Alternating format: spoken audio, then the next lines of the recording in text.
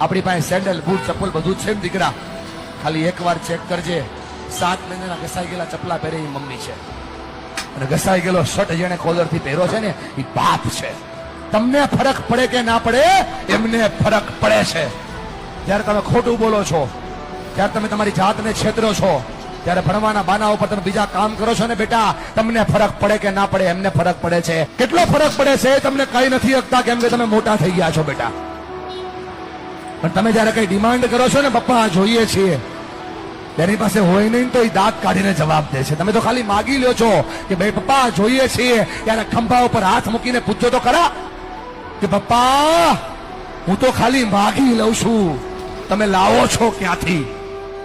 એને બહુ ફરક પડે છે ભાઈ. ફરી કઈ નથી શકતા, તું જુવાન થઈ ગયો ને એટલા માટે. અને જો મારા પર ભરોસો ન હોય, ખાલી આંખોમાં ચેક કરીને કેટલો ફરક પડે છે. આ બાપની આંખમાં જે આંસુ પડે છે ને, એને એટલો ફરક પડે છે. એટલા માટે ભણો કે તમે તમારા માતા પિતાના સપનાને પૂરા કરી શકો.